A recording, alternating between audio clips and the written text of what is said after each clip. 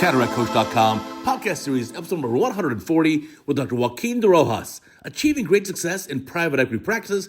Plus, remember, the key is to keep your curiosity and challenge yourself. Welcome back to our Cataract Coach podcast. Today I have a very special guest, a surgeon who has a really interesting path in life here and has now become one of the busiest surgeons that I know, and that is Dr. Joaquin Rojas. Joaquin, welcome to the podcast. Thanks for having me, Uday. It's always a pleasure to chat with you. You've been an amazing mentor through the years and a wonderful person. So, if only my kids believed that would be in good shape. But now, I got to admit here, you're a very young doctor. I don't see much gray hair at all, just maybe a tiny bit on the side, little bit. It's coming in. But you're already a very, very high volume surgeon. Tell me your path in ophthalmology. How did you get into ophthalmology? What did you do? What were your first jobs? What are you at now? My path was a little unconventional because when I was a med student, I didn't really know much about, I didn't envision myself as an ophthalmologist in the beginning, partly because I didn't really know what it would have been like. Sure. Now, as you know, our exposure in med school to ophthalmology is pretty low. Yeah, for but sure. I did have a pretty awesome week. I was at Penn Med, and we had this really nice week. And I always thought in my mind, wow, that could be a nice path. But at the time, I was pretty interested in neurosurgery. And that's without actually ever having done it, of course. At least the idea of it was very appealing to me. And so that was the path that I thought I was going down. And it took me to starting, residency program in neurosurgery. Oh, you started a neurosurgery residency program already? Wow.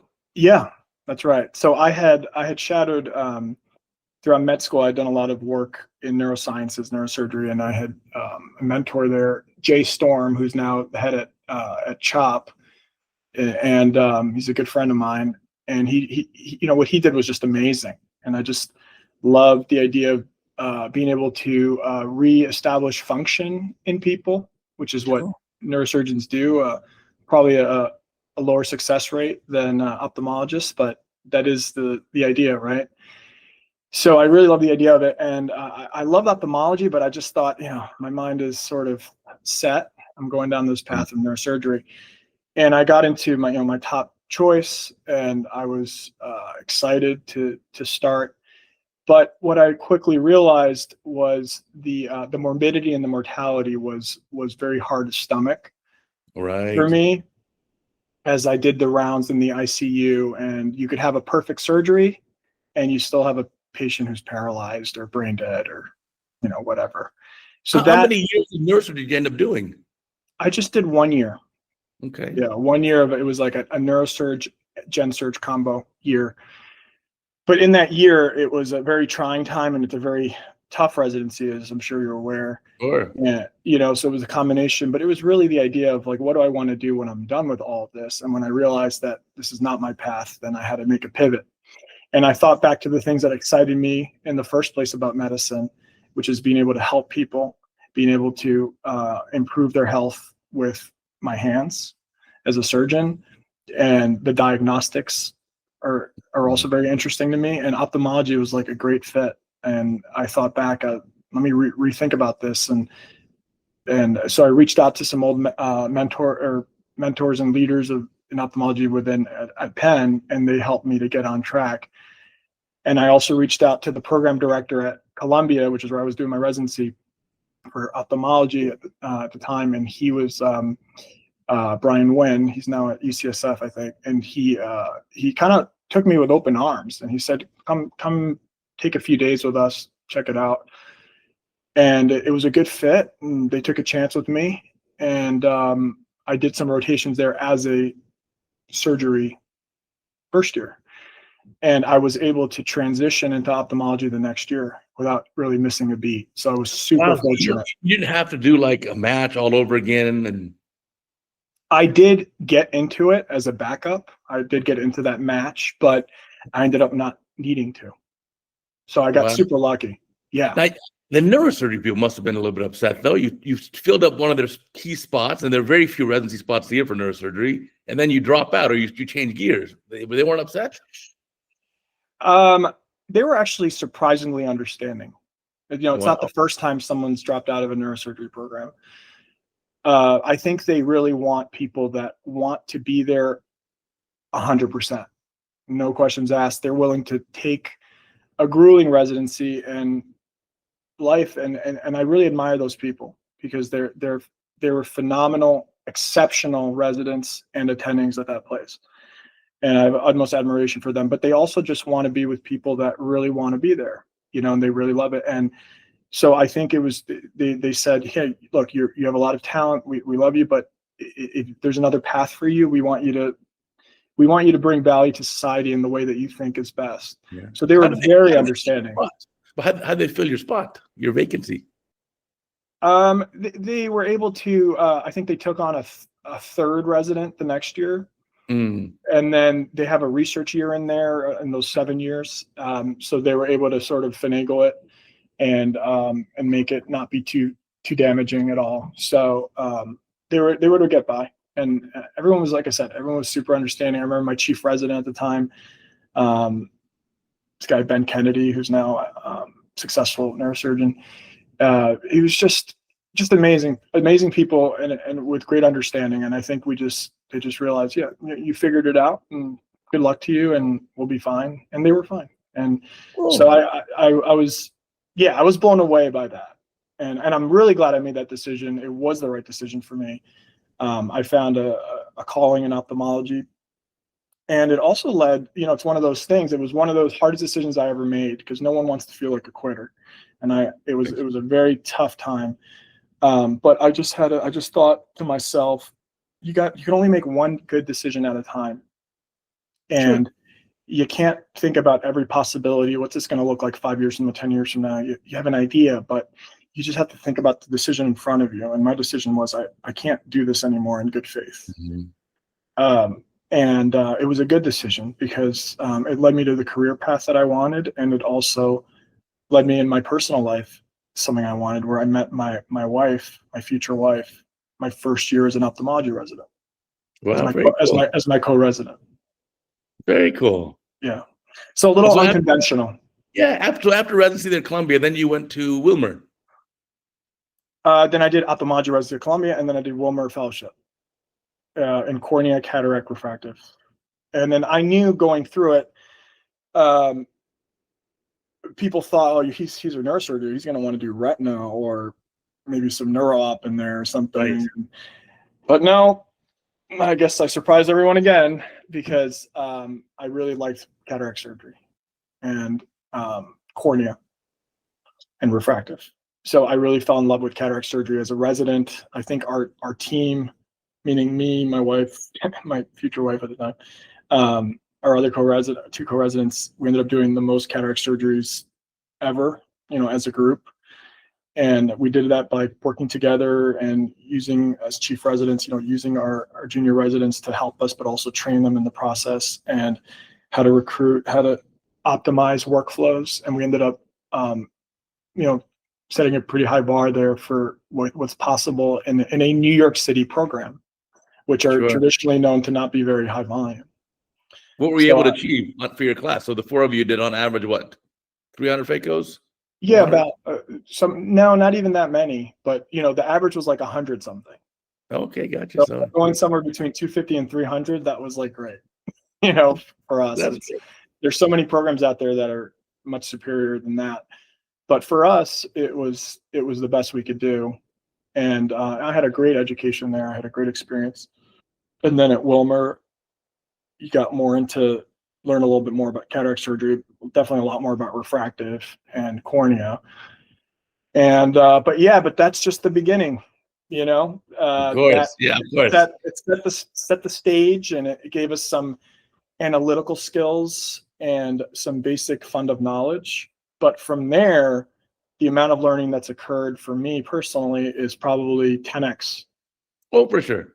I always tell I always say it doesn't matter how many cases you're doing in your residency, to be very frank, because even if you do 500, at best, you're halfway up the learning curve.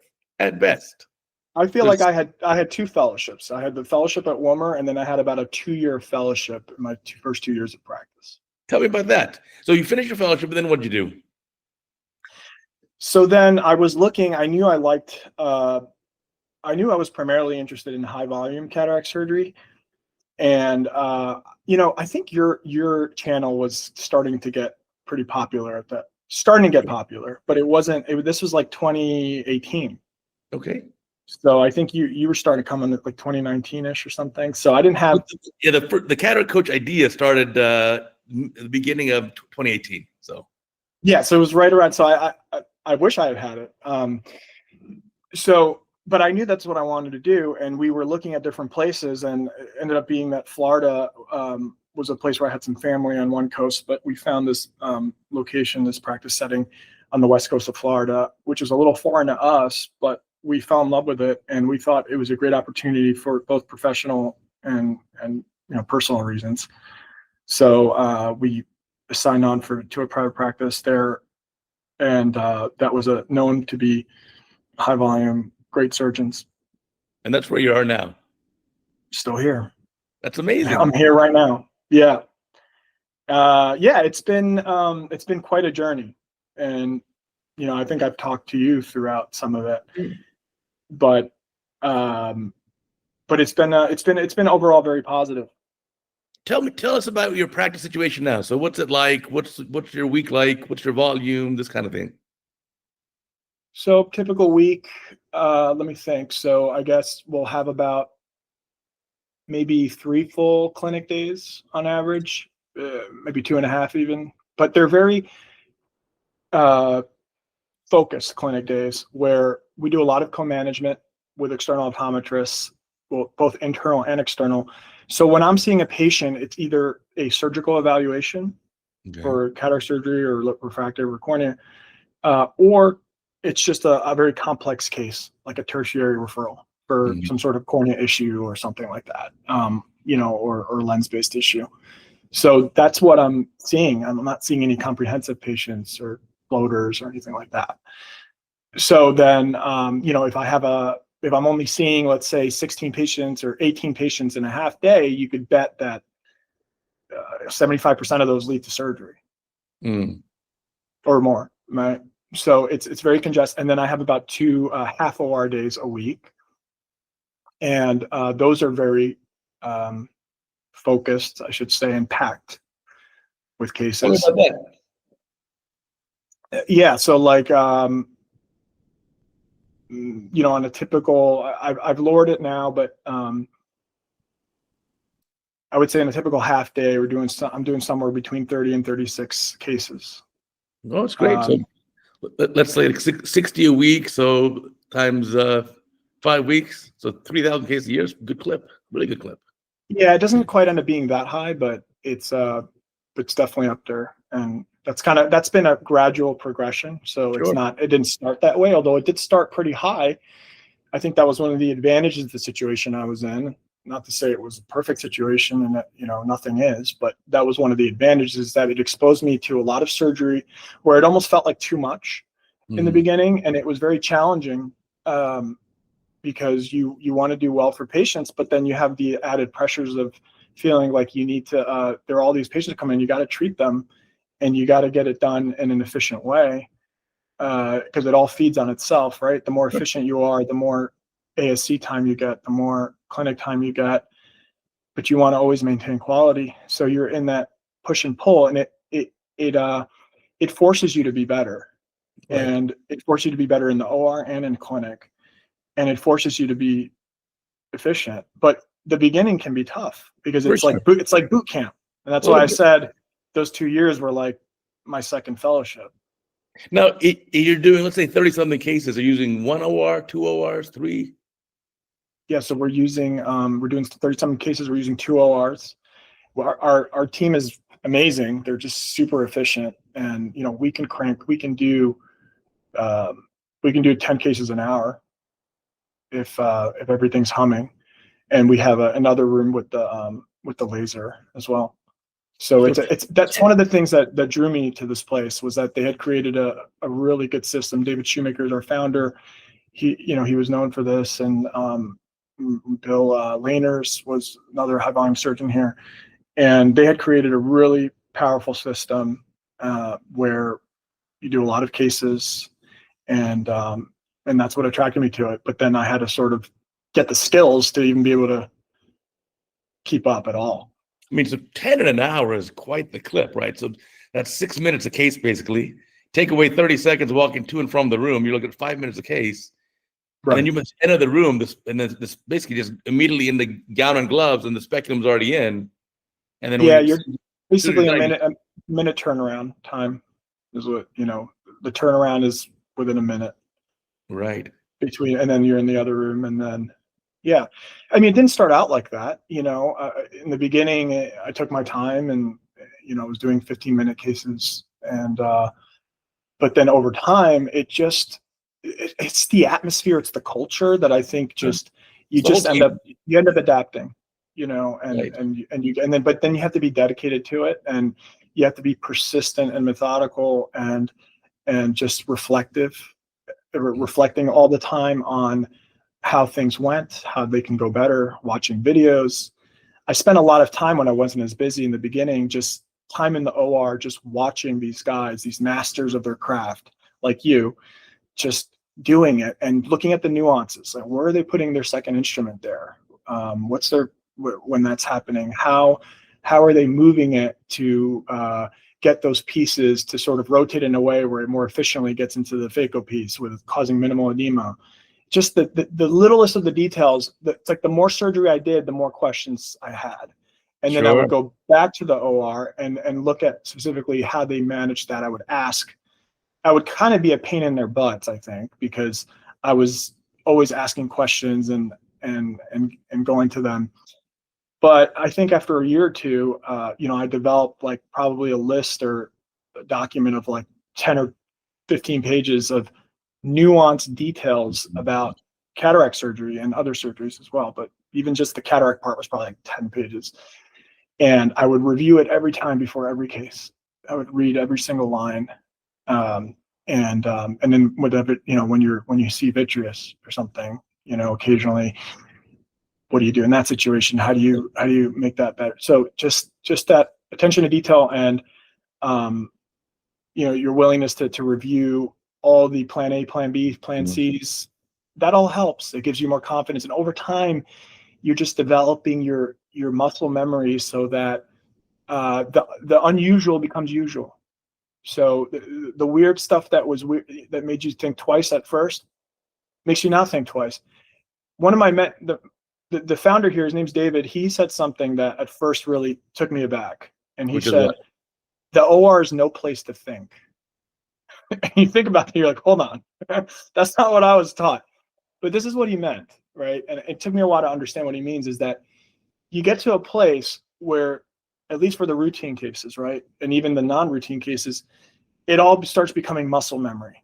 Mm-hmm. So if you catch yourself thinking like, what do I do here? What do I do there? What do I do with my hand here? You're probably not being very efficient, and it means that your motor memory is not attuned yet, because you're relying too much on your frontal cortex.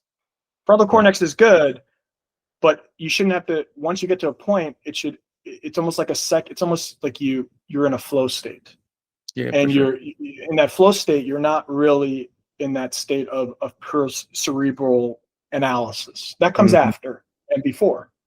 You should have that should all be there beforehand and afterwards, the case. But when you're in there, you really shouldn't be, unless you're trying something new, or unless you're in training, right? When I was training, I was very cerebral.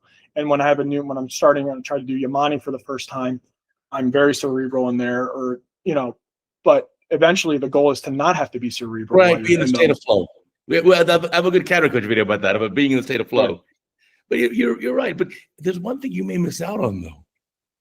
You don't get, my favorite day is actually post-op day one. I see all my own post-op. So post-op day one, I just love the amount of like happiness that the patients have, and they're so thankful. And it's just like, wow, you missed that. You're right. In the beginning, I would see a lot of my same post-ops. Yeah. Even now, I do occasionally see my own post-ops, people I know, just certain patients, I'll see them. And you're right. It's amazing. At least one way that because you do want to see your outcomes, right? Of course. Sure. So one thing that I do a lot of back-to-back surgery. So we don't do same day bilateral, but I'll operate on Wednesday and then I'll do the next eye on Thursday. So we do see those patients during the second eye day on Thursday. my team will see those patients downstairs right before surgery to see how their first eye did. Sure. And I'll have a sticky note with their vision and their pressure and how they're looking. So I'll see that right before I go in the OR. So that puts a little smile on my face. Yeah, of For course. one. And then it keeps me also attuned to any little changes that I'm making. Is it causing more edema? This type of stuff. So that's one way to do it. The other way to do it is to have really good relationships with your optometrist.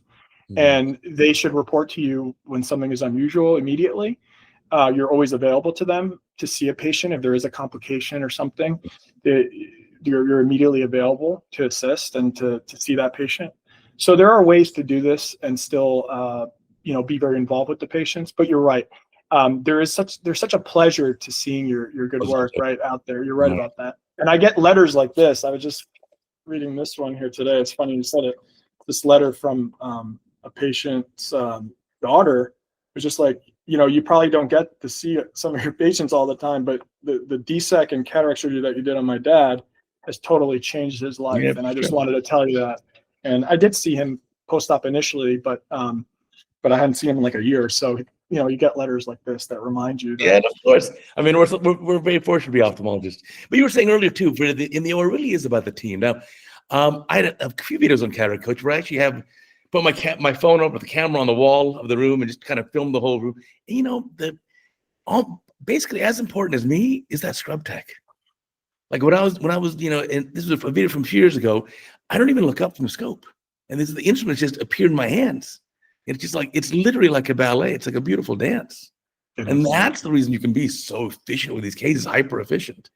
And also, again, you're in that state of flow. You don't have to, you're right, you're not really thinking too much. You're just kind of going with it. In that state of flow, things just happen beautifully. You're so right about that. It's a team effort.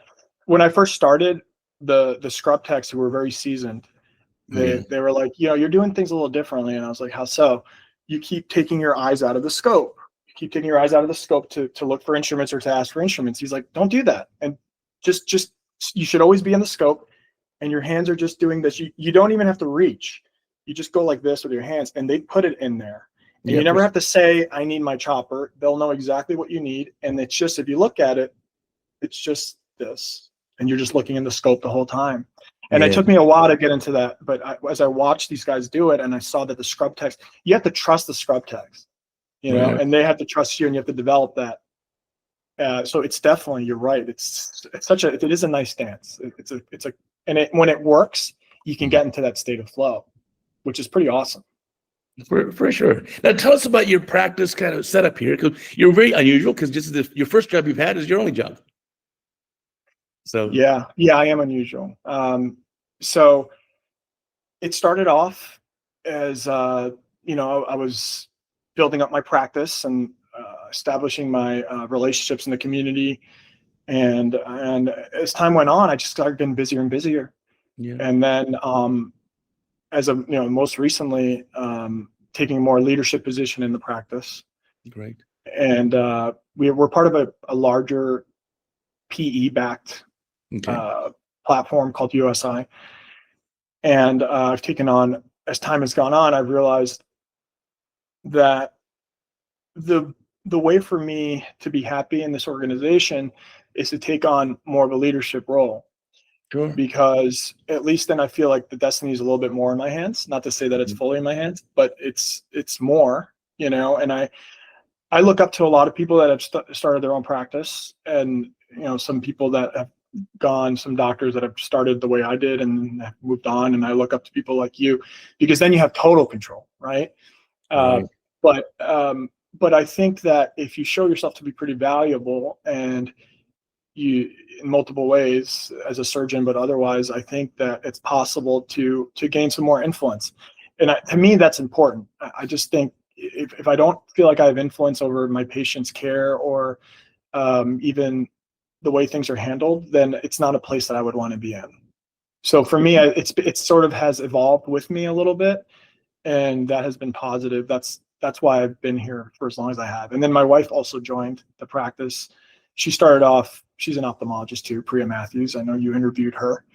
And she started about 2 years after I did here in this practice, and she's done awesome. I mean, I learned a lot from her, because the way that she's able to, I don't know, her interpersonal relation skills are fantastic. She just can, she commands so much loyalty among her staff and her referring optometrists and her friends, and it's amazing. I learned a lot from her as well.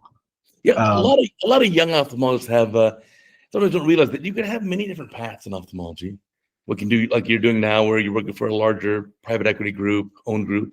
You can do a private practice. You can do academics. And by the way, these days academia is a lot more like private equity than anything else. It's really changed a lot. But again, you can certainly do any of these paths and be successful and be happy. And then also, you can also change gears. So I actually do less surgery now than I did 10 years ago or 15 years ago. Yeah. By choice. I don't want to do so hard anymore.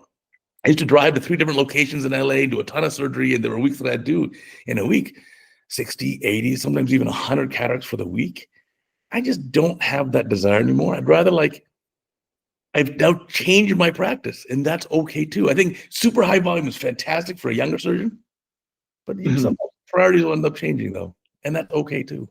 Well, I can see that for sure. And I mean, think about all you do. I mean, you provide value in so many ways with this channel and everything. And yeah, I mean, look, I think of it this way too. I don't consider myself I'm an ophthalmologist and that's my identity. I mean, it's what I do for a living. It's what I love to do, but sure. I feel like we're all so much more than that as well. And we need to make time for our hobbies, our family, our kids, our wife, our husband, whatever. For sure. And all these other things that make us human, and I think you've done that amazingly. You're an example of that.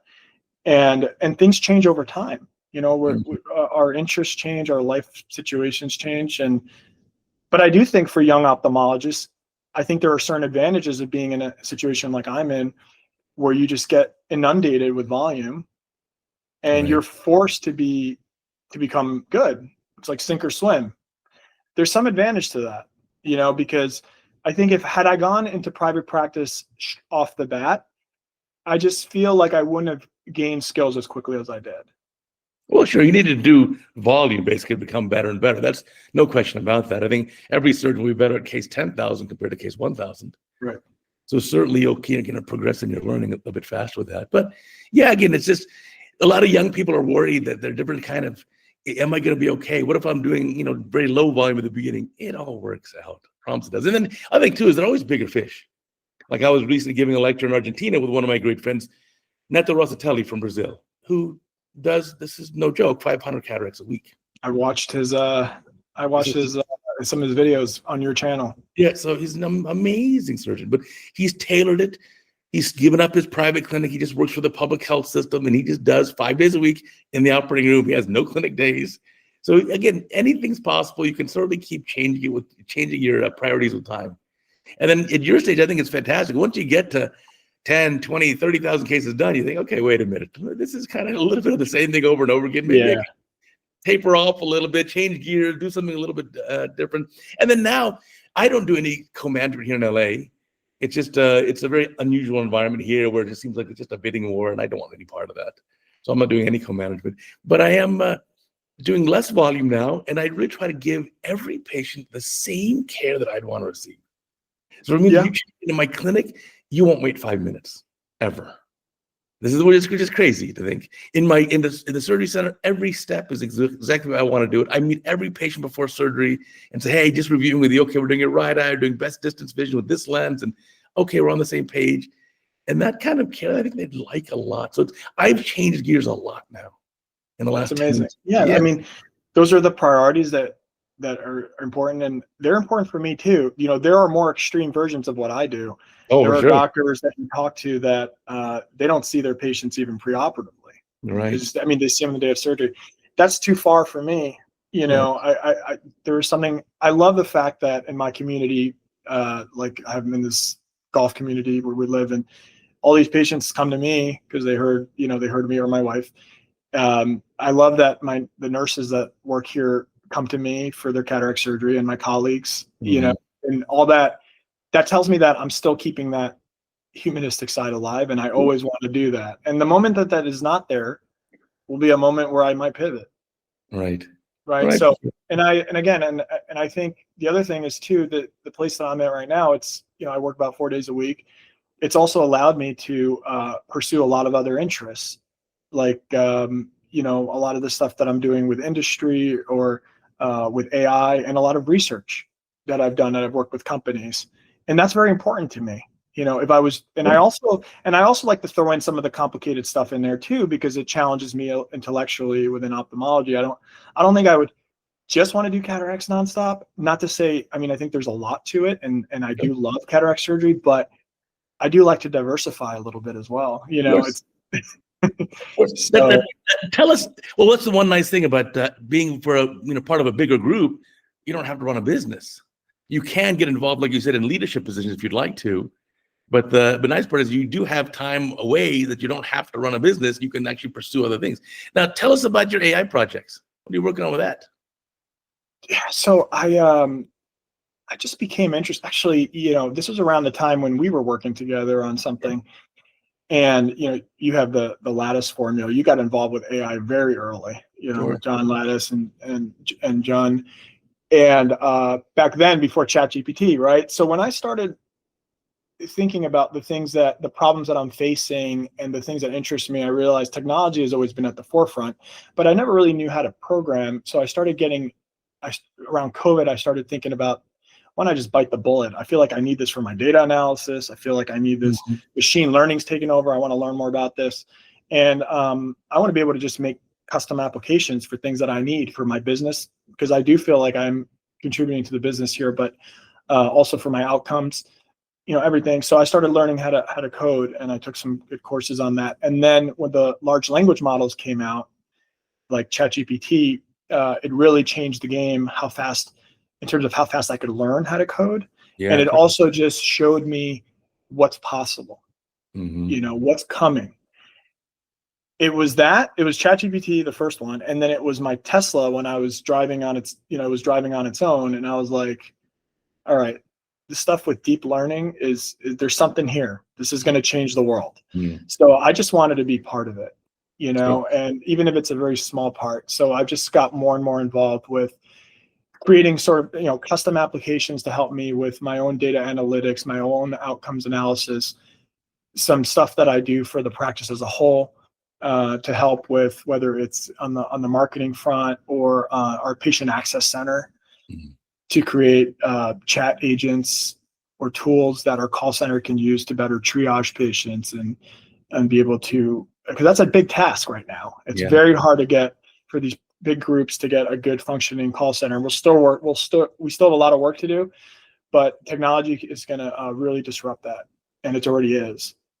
So everything from that to a calculator that I created to help the accounting folks sort of figure out how much staff do we allocate to different providers depending on their volume or their revenue and stuff like that. So there have been so many applications personally that I've had, that I've created, and then also I've just partnered with different startups to get involved as well.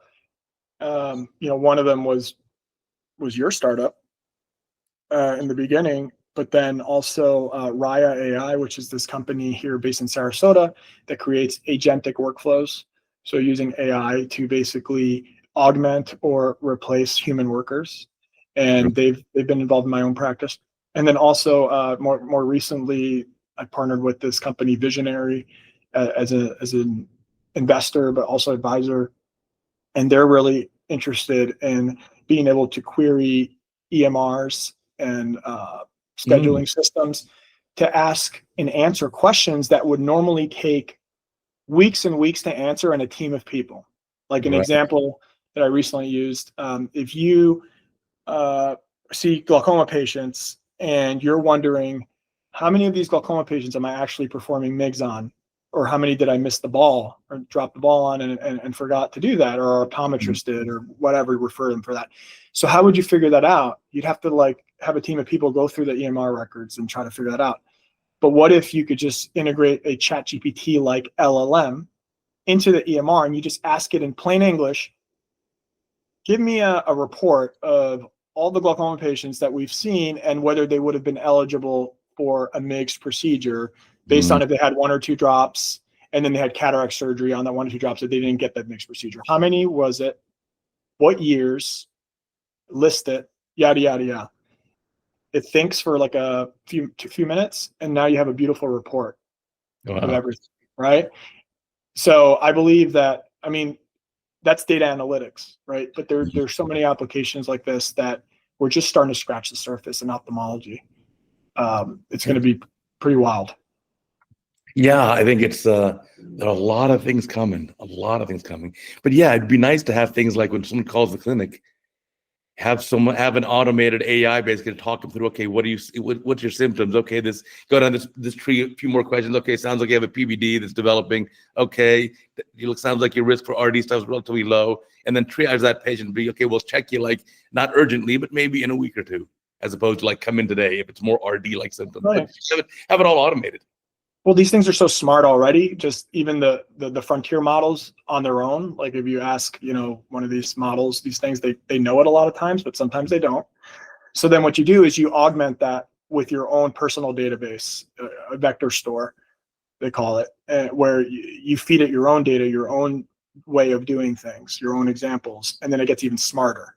Mm-hmm. And then the third step is to rate it. So then you start using it, and if it answers something the way you'd like, then that's a good thing. That's human feedback. It's called reinforcement learning. And then if it's not something good, then you correct it, or you have a team and you correct it to how you want, and then it learns more. So then now you're just refining it. And it's amazing what you can get to.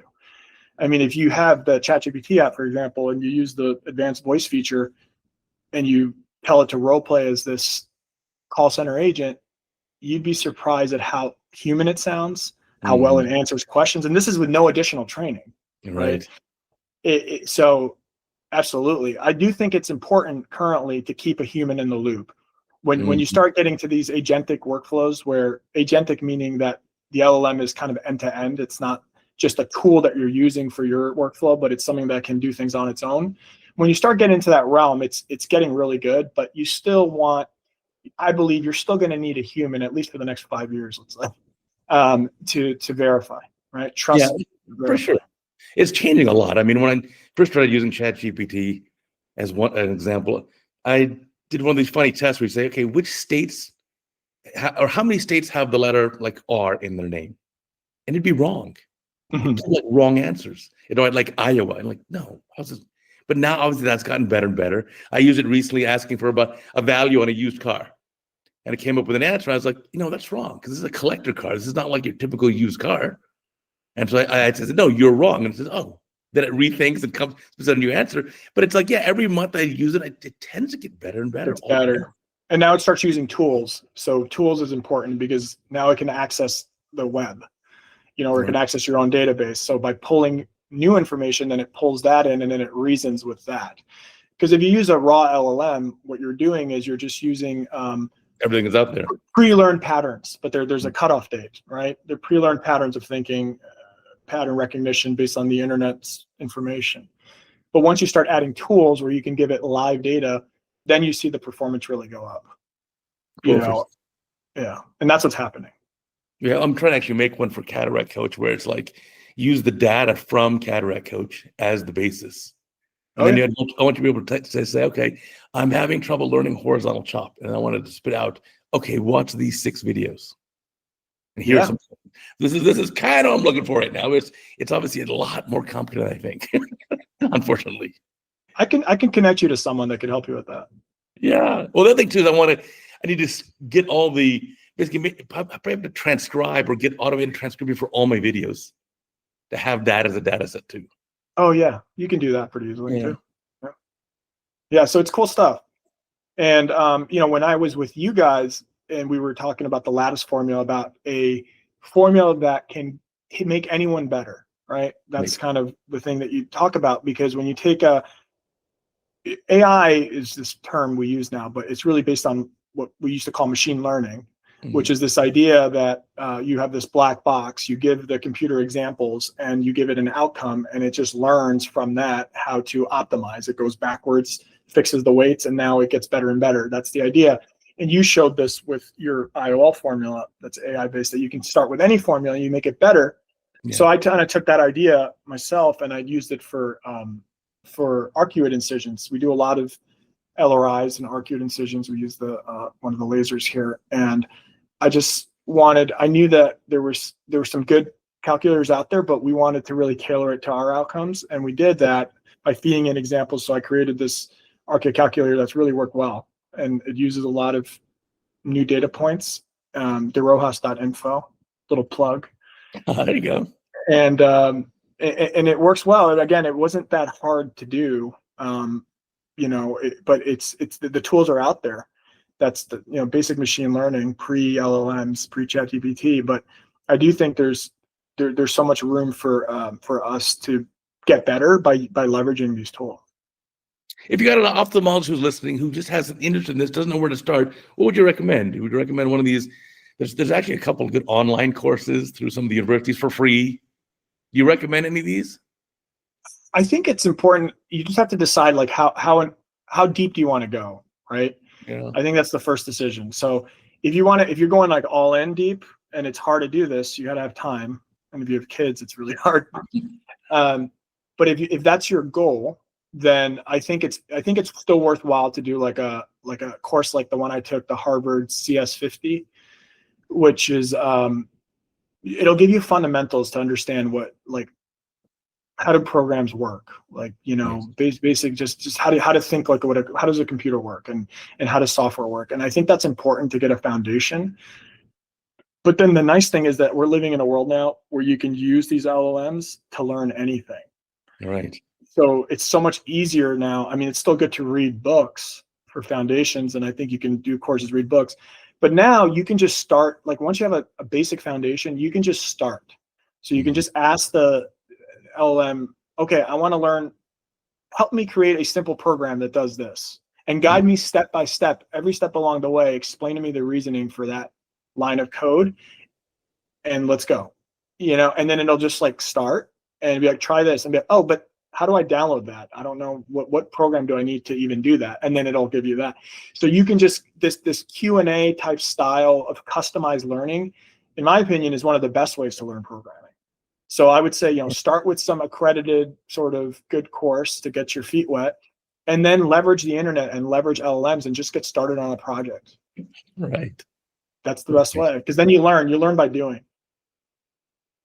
No, I think absolutely. You got to get your hands wet. Got to make some mistakes. Just like surgery.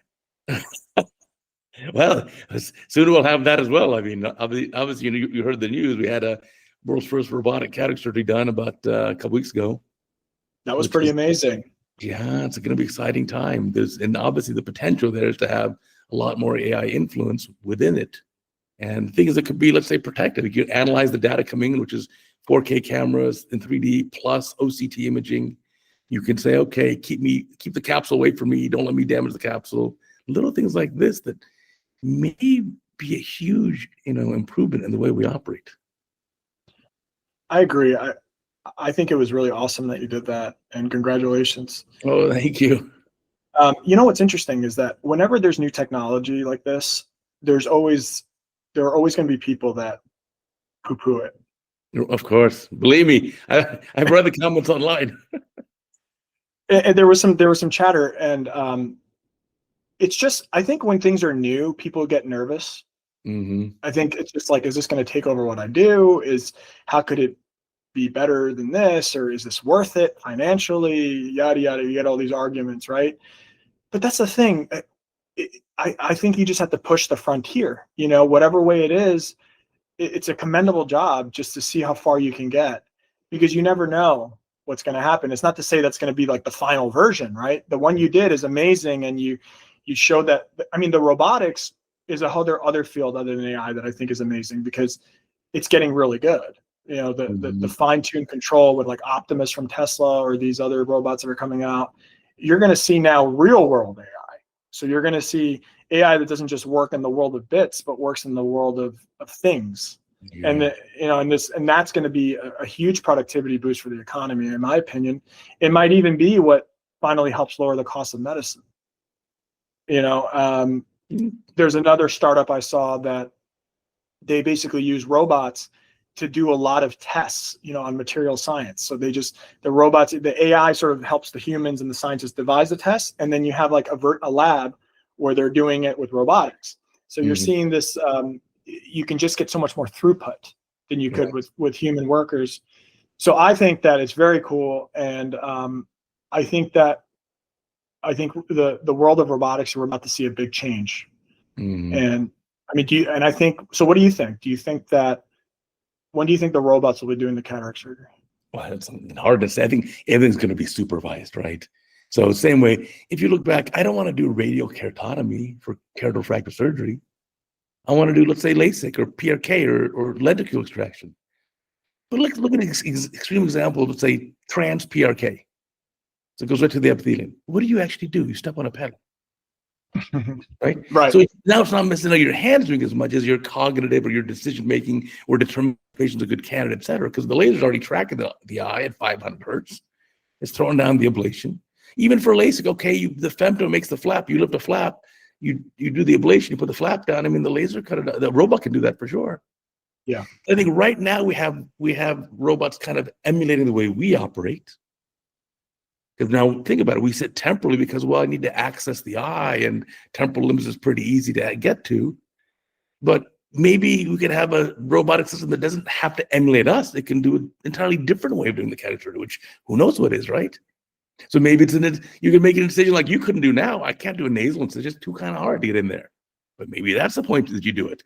Maybe do I need to do this big rhexis? Maybe there's another way we can make a smaller opening and then just go put a little propeller blade and spin it in the nucleus and emulsify the nucleus and suck it out. Who knows? I don't know. Maybe you could have 4 instruments in the eye instead of 2 because you have 4 robotic hands. We're limited by 2 hands. Right. Or let's say, yeah, for sure. Or even let's say you do vitrectomy in the future with a robot, parts plan of vitrectomy. You can control, let's say, 2 ports like you're doing now, but your third port with the light pipe, well, the light pipe, we can just track your instrument. You say, well, always have the light shining appropriately, a millimeter in front of my vitrector. And then just wherever you do, when that tracks, it moves. So a lot of new stuff will come. I think we have to start thinking, instead of emulating us, the robots, is there a different way we could do it with a robot? I think what's interesting is that, like you're touching upon, I think as this technology evolves, and I think when robotics and AI come together, because right now it's a little more separate, like the robotics is the human controlled robot, right? I think we're going to adapt as a species. I think that's the part we don't realize. It's not so much that we're creating this new class of workers, these robots, it's that's going to change us as a species of humans and ophthalmologists. What is our role? And I think it is going to become a lot more, you're the supervisor, you're the thinker behind it, the problem solver, although that you're going to be assisted and augmented by AI, but it's going to be a much more high level. You're like the CEO of the healthcare being distributed, and you do have to be a backup. The robots can fail. You have to get in there yourself. You have to have skills, fundamentals, but it's very interesting. Yeah. I don't know how it's going to be, but I think we need to be open-minded. And again, I think we shouldn't just do things because it's cool. I mean, I think us that love technology, Sure, are drawn to that. But at the end of the day, like if something is going to help patients and improve, has the potential at least to make things better, why wouldn't we be on board with that? right. And then it's just selfish not to. Right. And then, of course, all this just keeps evolving.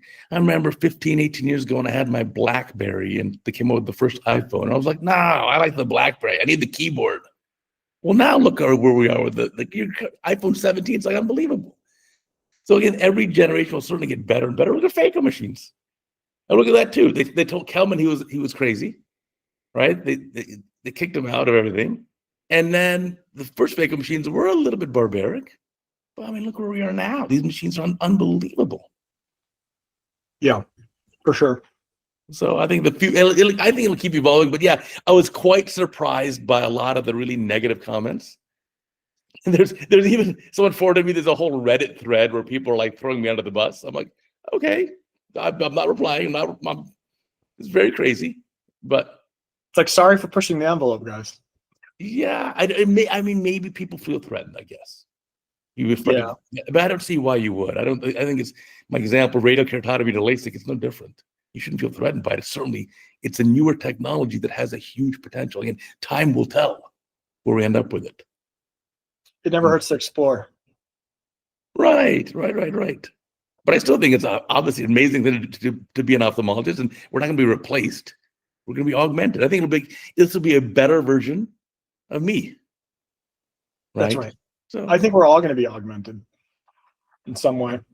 Yeah, you figure? I think we already are. I mean, they've shown that doctors are now like using these LLMs to look up stuff. You know, it's such an easier. You're in clinic, you see something you're not sure of, and now you can just upload a picture of it, and it can give you a better differential than you could have figured out, or you just describe to it the findings, and it can help you. Why wouldn't you use that?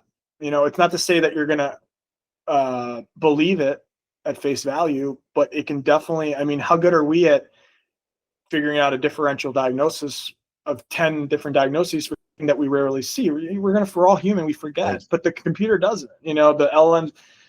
So I don't know. I think it'd be silly not to. I think it's already making us better doctors. I think it is for me. I mean, you still use like Will's Eye and these trusted sources, but you can also get something that's a little easier to look up, faster, and maybe more attuned and updated, right? If you create one of these databases of all the PubMed articles, and and you can search that in a way that like a semantic search where it understands the points and the ideas, and now you can search by ideas, not just by text. That's already out there.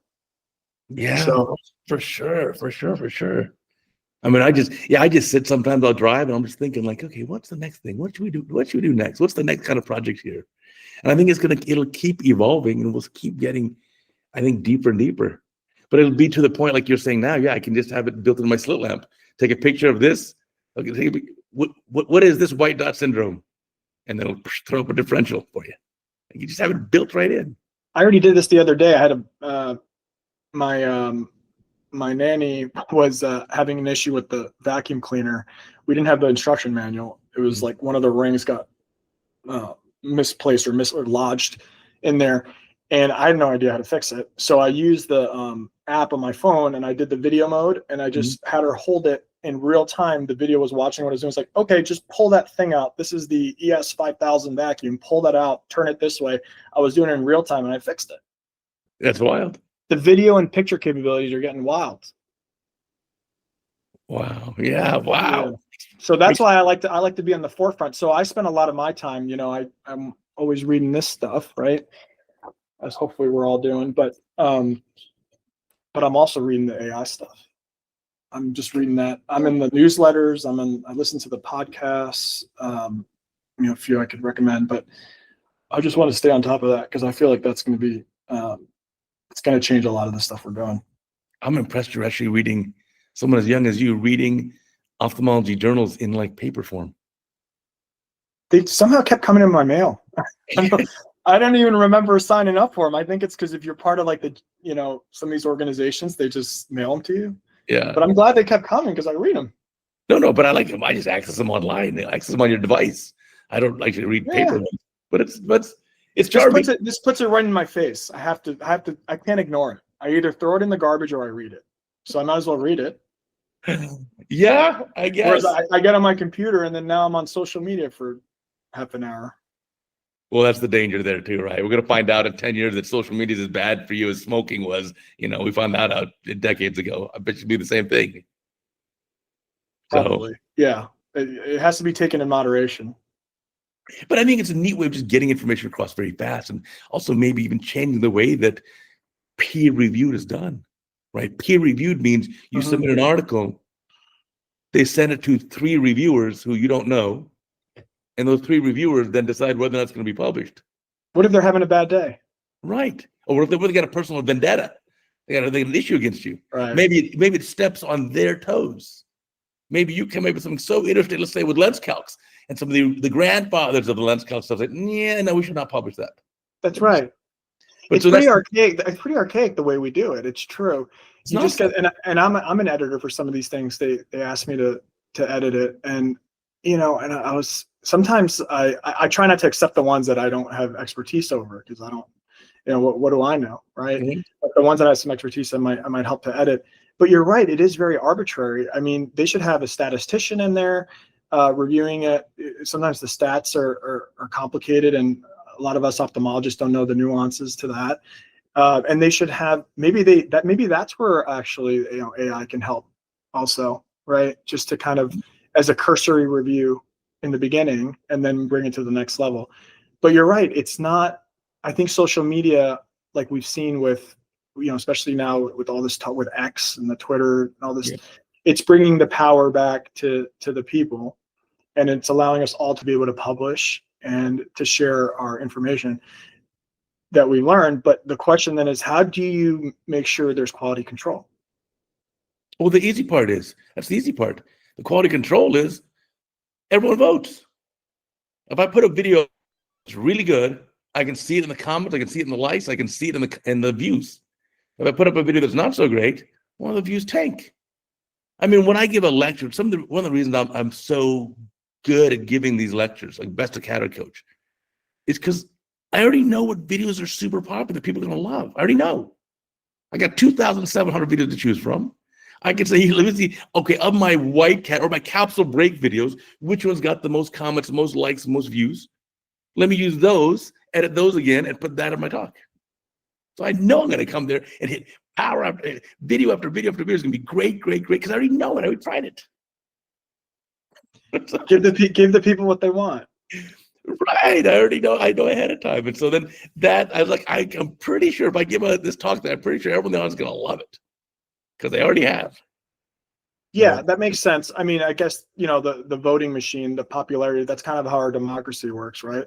Yeah. We hope that leads to the truth. Yeah, that's true.